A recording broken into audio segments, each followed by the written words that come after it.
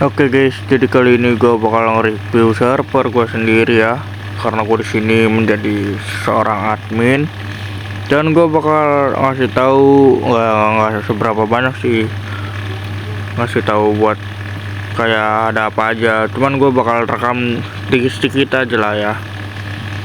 Yang penting adalah buat isi konten-kontennya. Karena gue di otak kecil ya, gue ntar next time gue pakai otak gede guys.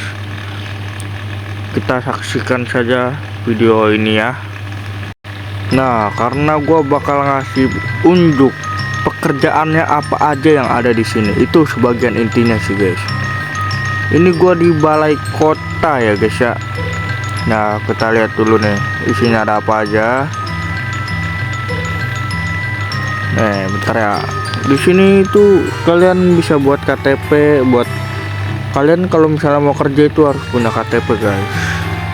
Kalau nggak ada KTP kalian nggak bakal bisa bekerja. Dan di kota gue ini itu ada starter packnya guys, banyak.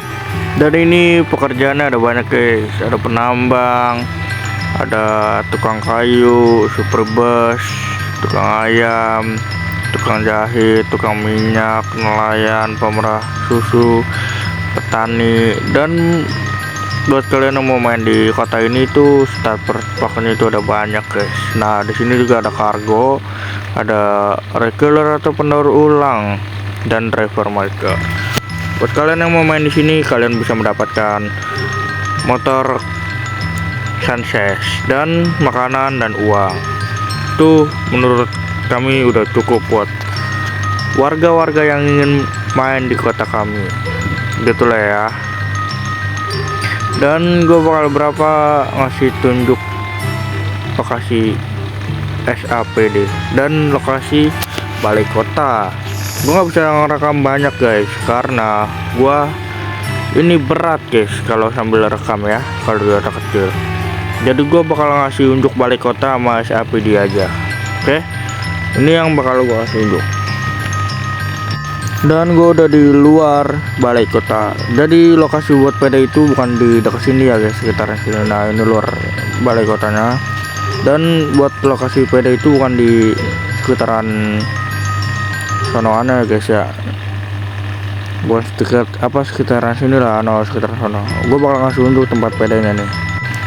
Gua udah di depan kantor PD-nya guys, polisi departemen. Buat kalian yang mau jadi praksi apapun bisa guys di sini, karena semua praksi masih pada kosong.